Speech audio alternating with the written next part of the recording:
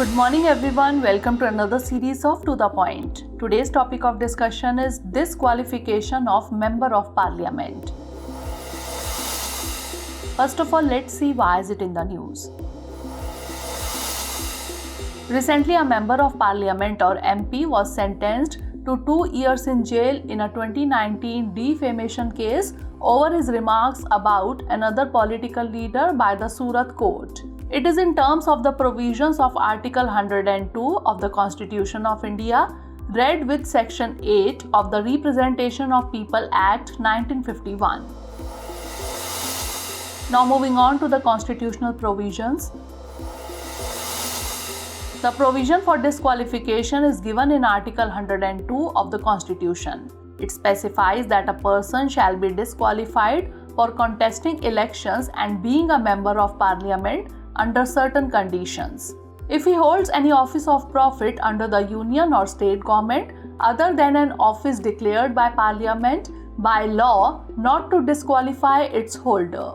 If he is of unsound mind and stands so declared by a court. If he is an undischarged insolvent, if he is not a citizen of India or has voluntarily acquired the citizenship of a foreign state or is under any acknowledgement of the allegiance to a foreign state, and if he is so disqualified under any law made by the Parliament. Article 102 also authorizes Parliament to make laws determining conditions of disqualifications. Now let's discuss about the Representation of the People Act 1951.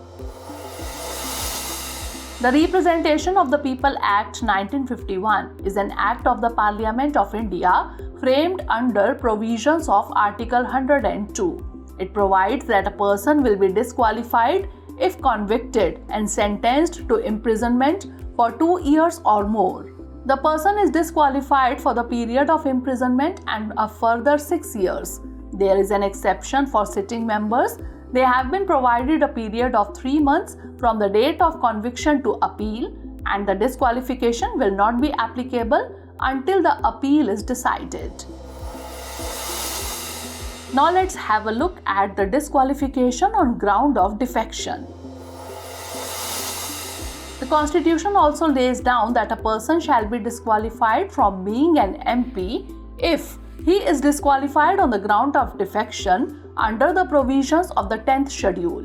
A member incurs disqualification under the defection law if he voluntarily gives up the membership of the political party on whose ticket he is elected to the House.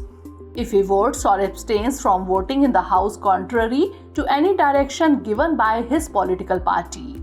If any independently elected member joins any political party, and if any nominated member joins any political party after the expiry of 6 months. The question of disqualification under the 10th schedule is decided by the presiding officer of the respective house and not by the President of India. In 1992, the Supreme Court ruled that the decision of the chairman or speaker in this regard is subject to judicial review. Now lastly, let's discuss about some important Supreme Court judgments. Ramesh Dalal versus Union of India 2005. A sitting MP or MLA shall also be subject to disqualification from contesting elections if he is convicted and sentenced to not less than 2 years of imprisonment by a court of law.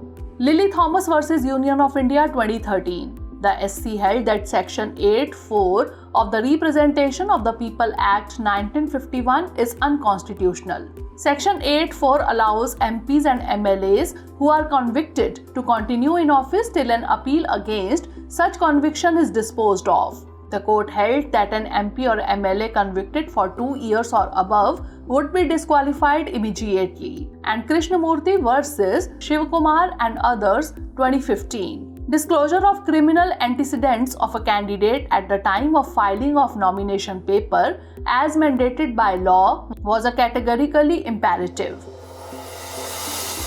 Now it's time for the practice question. Consider the following statements regarding the disqualification of a member of parliament. 1. Article 102 also authorizes Parliament to make laws determining conditions of disqualifications. 2. The Representation of the People Act 1951 provides that a person will be disqualified if convicted and sentenced to imprisonment for 4 years or more. Which of the statements given above is or are correct? 1 only, 2 only, both 1 and 2, or neither 1 nor 2? Send the answer of this question in the comment section. Stay tuned for the next episode. Thanks for watching. Have a great day. Dear viewers, watch this topic in Hindi on our Drishti IAS Hindi YouTube channel.